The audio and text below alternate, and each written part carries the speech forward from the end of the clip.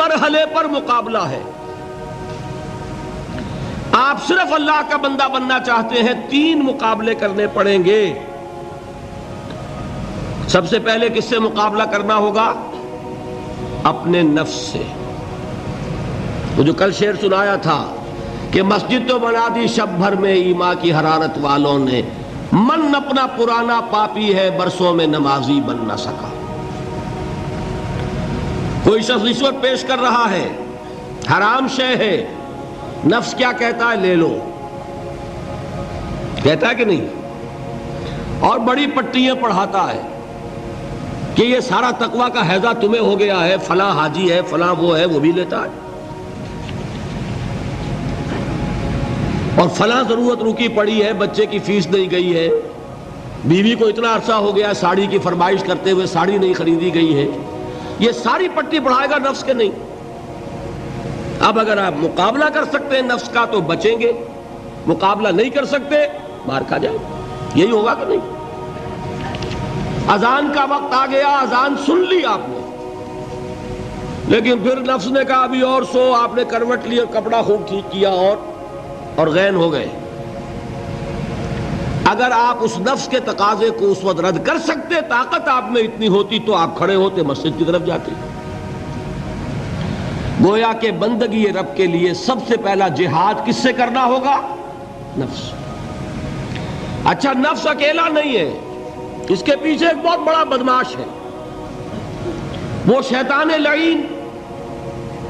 وہ اسے اکساتا رہتا ہے، پھونکے مارتا ہے. الذی یوسوس فی صدور الناس، اشتعال پیدا کرتا ہے، پٹیاں پڑھاتا ہے، برائی کو مزین کرتا ہے، بے حیائی کو فیشن کا نام دیتا ہے، ناچ گانے کو وہ کلچر کا نام دیتا ہے. یہ سارا کچھ کر رہا ہے. تو اگر شیطان سے مقابلہ نہیں کر سکیں گے تو اللہ کی بندگی کر سکیں گے؟ تیسری چیز، معاشرہ بگڑا ہوا ہے. بگڑے ہوئے معاشرے کا ایک دباؤ ہے آپ پر.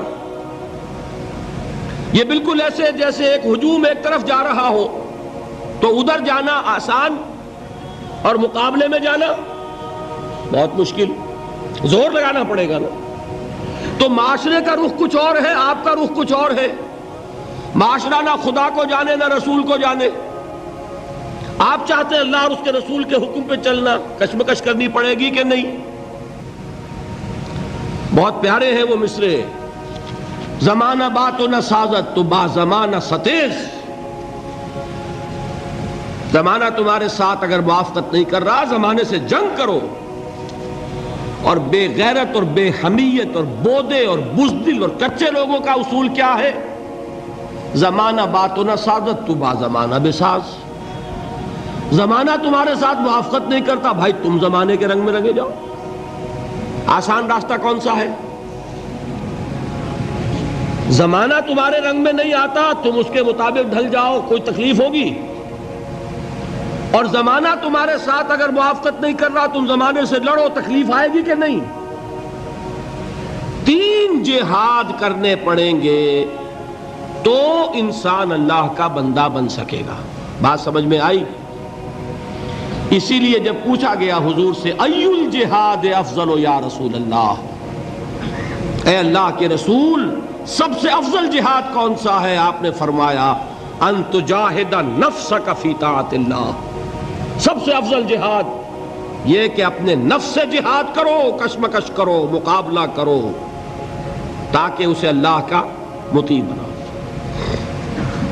یہ جہاد ہے افضل الجہاد. پہلے میں نے کہا تھا پہلی منزل سب سے اہم، تو جو پہلی منزل کا جہاد ہے وہ افضل الجہاد. بالکل 2 اور 2 4 کی طرح کی بات ہے. اور اسی کو کہا گیا جہاد اکبر. جب آپ غزوہ تبوک سے واپس آئے ہیں، آپ نے فرمایا مسلمانوں یہ نہ سمجھنا جہاد ختم ہو گیا. رجعنا من الجہاد الاصغر الى الجہاد الاکبر. وہ تو چھوٹا جہاد تھا جو ہم کرنے گئے تھے کافروں سے خلاف. یہ بڑا جہاد ہے جو مدینے میں رہ کر ہوگا، ہر آن ہوگا. وہ تو کبھی ہوتا ہے کبھی نہیں ہوتا، یہ ہر وقت ہوتا ہے.